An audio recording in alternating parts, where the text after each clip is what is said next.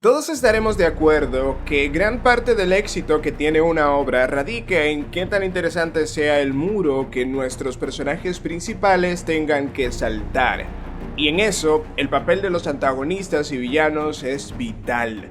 Gran parte del peso recae en estos personajes y muchas veces determinamos qué tan bueno o malo es un arco o saga dependiendo qué tan bueno sea el personaje con el cual se han enfrentado. Por ello, vamos a hablar de los seres más malvados de One Piece, así como de aquellos que simplemente se pusieron en el camino de nuestros Mugiwaras.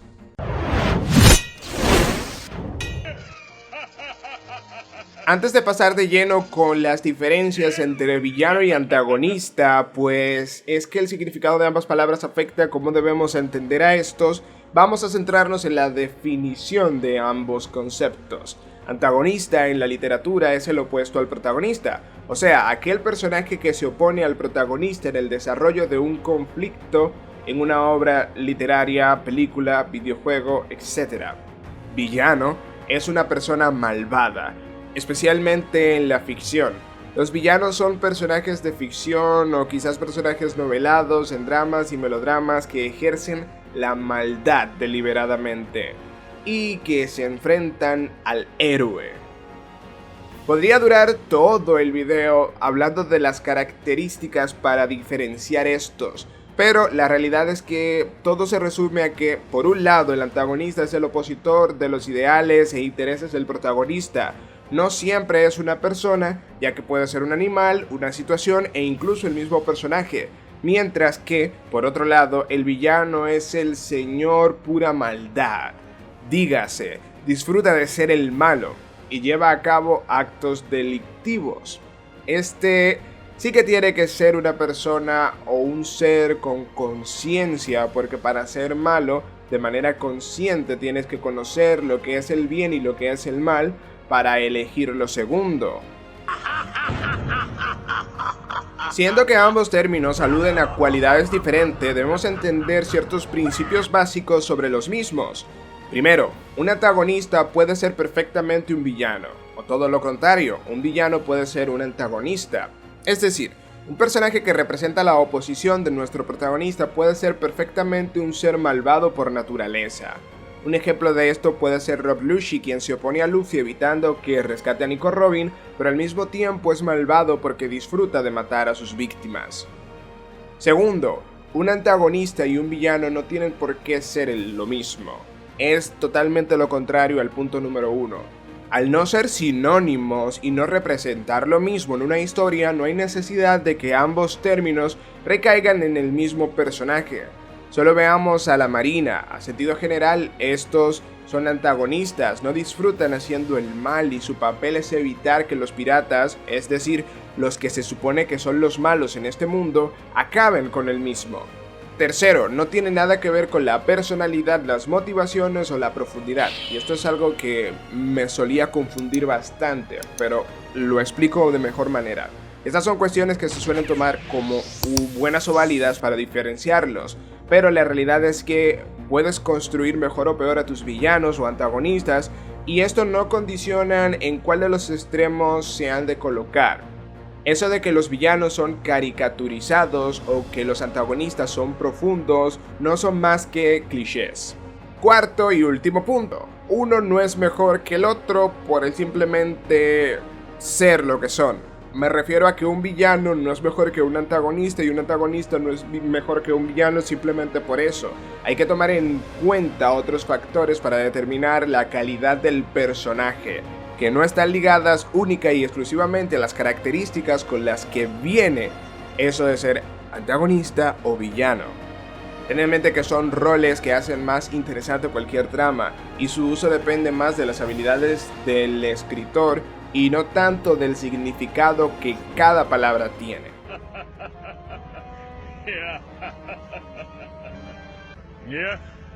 Ahora bien, dejando todo esto de lado, pasemos al mambo. Los personajes de One Piece normalmente oscilan entre ambos roles, nunca son blancos o negros, sino una mezcla.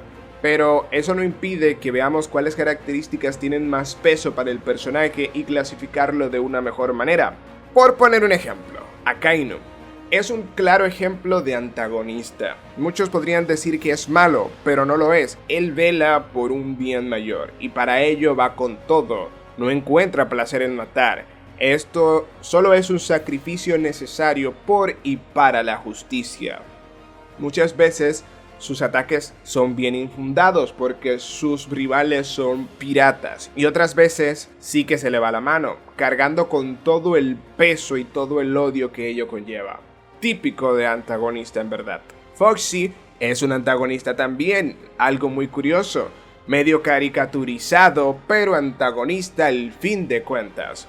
Y es que su personalidad no parece haber rasgos de maldad per se, pese a que sus juegos e intenciones son muy perversas entre comillas. Un punto central que bebe de ambos lados, bueno, Kurohige, vil y traicionero. Para él no hay límites y solo le importa su objetivo. Todas características pueden ser vistas como de villano, pero también ha tenido su cuota de opositor. Y eso la que le falta todavía como el némesis de Monkey D. Luffy. Ya hablé de Monkey D. Luffy en este video, muy bueno de hecho, puedes ir a verlo de manera más detallada para que unas todos estos puntos que estamos tratando. En el otro extremo tenemos a Doflamingo, villano sí, pero que hace las veces de antagonista, porque sí se opone a los intereses de los demás, pero estarán de acuerdo conmigo que si hay alguien malo en el mundo de One Piece es Doflamingo. Arlong es un villano puro y duro. Y de hecho, no se opone necesariamente a Luffy, y es Luffy como todo un héroe quien va a detenerlo, a cagarse en todos sus muertos. Porque sí, si antagonista es opositor de protagonista, el villano es el contrario del héroe. Ese sentimiento de superioridad, cómo mantenía a la villa y a Nami controlados, son típicos de villano. Así como los actos de Luffy son una acción típica de un héroe, pues va a poner un punto final a los actos perversos de Arlong. A cagarse en todos sus muertos, diría yo. ¿Pero por qué es importante entender todo esto? Bueno, la razón es muy simple. Viendo de cerca cuáles son las características determinantes para cada uno, podemos entender mejor a los personajes y los factores que el creador quiere potenciar en el mismo. Evita que intentemos juzgar a todos los personajes siguiendo las mismas reglas y no adaptarlas al contexto en el que se presenta el mismo. No existe un molde para criticar personajes porque estos no son seres independientes, sino que se adaptan a la trama de la que son totalmente dependientes. Saltándonos cuál de los dos roles representa cada personaje, en One Piece podemos notar dos tipos de villanos y antagonistas, esto tratándolo como un conjunto y no como forma independiente. Por un lado está aquel grupo al que Oda difícilmente ridiculice, porque el mensaje detrás de los mismos es de carácter más serio. Katakuri, Crocodile, Doflamingo, Kaido, Big Mom, pese a que me niego a aceptarlo, Enel, pese a que sucede en la Enel Phase, Arlong, Don Krieg, Capitán Kuro, Hody, Kizaru, Aokiji, Akainu, Smoker, Kurohige, Orochi, pese a lo que muchos piensan, Magellan, Moria, Kuma, Bellamy, Rob Lucci, entre otros. No es una cuestión de poder ni nada por el estilo, aquí entran muchos factores en juego, pero quédense con eso, son personajes que Oda difícilmente va a ridiculizar, pese a que puedan tener una personalidad variopinta. Como ven, la seriedad de estos personajes no es dada por la personalidad, ya que hay varios personajes aquí que son pero esa seriedad es dada por la carga emocional, el reto que representan para nuestros personajes y la reputación detrás del mismo, es decir, el cómo cumplen con su rol de villano y o antagonista. Por otro lado tenemos aquellos que son más peculiares, sus personalidades destacan por ser ruidosos, molestos y una parodia en todo el sentido, pero que no son para nada menos funcionales, es decir, si cumplen con su rol de villano y o antagonistas. Alvida al inicio, Foxy, Buggy, Caesar, Mr. 3, Wapol, entre otros. Mira que son un grupo más reducido, si intento contar solo los principales de cada arco. Y de todos los mencionados, creo que solo Caesar tiene madera de villano de cajón, siendo todo un científico loco, pero es tan parecido a los demás que simplemente no lo pude colocar encima con el grupo de los pro. Realmente es una personalidad súper marcada y un sentimiento súper fuerte que genera Caesar. Por eso creo que se hizo tan famoso el personaje.